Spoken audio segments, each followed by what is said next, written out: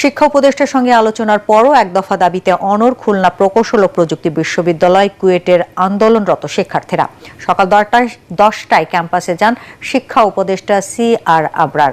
তিনি বারবার অনুরোধ করলেও ভিসির পদত্যাগ না হওয়া পর্যন্ত অনশন চালিয়ে যাবার ঘোষণা দেন শিক্ষার্থীরা। এ সময় উপদেষ্টা শিক্ষার্থীদের বলেন, তাদের দাবি মেনে নিতে মন্ত্রণালয় থেকে একটি কমিটি গঠন করা হয়েছে। অতি শীঘ্রই কমিটির শিক্ষার্থীদের সঙ্গে কথা বলবে। অপরদিকে শিক্ষার্থীরা বলেন, ভিসির পদত্যাগ ছাড়া অনশন ভাঙবেন না তারা। আলোচনার পর ক্যাম্পাস ছাড়েন শিক্ষা উপদেষ্টা। এদিকে কুয়েট পরিস্থিতি স্বাভাবিক করতে করণীয় নির্ধারণে ইউজেসির সদস্য অধ্যাপক ডক্টর তানজিম উদ্দিন খানের নেতৃত্বে 3 সদস্যের প্রতিনিধি দল বিকেলে ক্যাম্পাসে যাওয়ার কথা রয়েছে। এই বিশ্ববিদ্যালয় পরিচালনার জন্য নির্দিষ্ট আইন রয়েছে এবং সেই আইনের মধ্যে থেকেই আমাদের যে ইনকোয়ারি কমিটি, অত্যন্ত কম্পিটেন্ট ইনকোয়ারি কমিটি, তারা সেই আইনের মধ্যে থেকেই তারা সুপারিশ করবেন বলে আমরা আশা করছি এবং সুপারিশটা পাওয়ার সাথেই আমরা চেষ্টা করব যত দ্রুত সেটা কার্যকর করা যায়। মাগুরায় আলোচিত শিশু ধর্ষণ ও হত্যা মামলায় 4 আসামির বিরুদ্ধে অভিযোগ গঠন করেছে আদালত। সকালে জেলা নারী ও শিশু নির্যাতন দমন ট্রাইব্যুনালের বিচারক M জাহিদ হাসানের আদালতে 4 আসামি আসিয়ার বোনের শ্বশুর, শাশুড়ি, বোনের স্বামী ও ভাসুরের উপস্থিতিতে অভিযোগ গঠনের শুনানি শুরু হয়।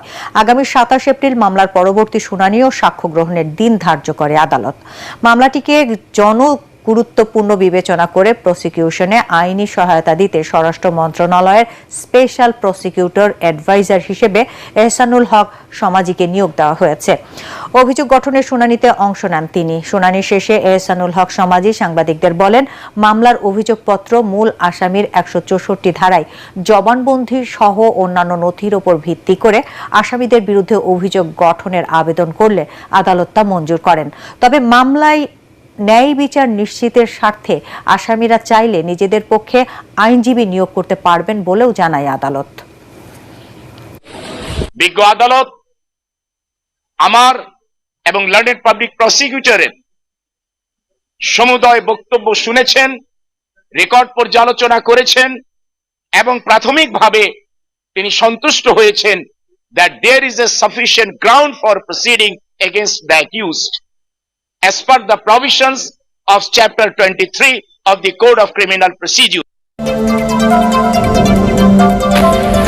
ইউনূসের বিরুদ্ধে অর্থ পাচার মামলায় অভিযোগ গঠনের আদেশ ও মামলার কার্যক্রম বাতিল করেছে আপিল বিভাগ। হাইকোর্টের রায়ের বিরুদ্ধে ডক্টর ইউনূসের আপিল মঞ্জুর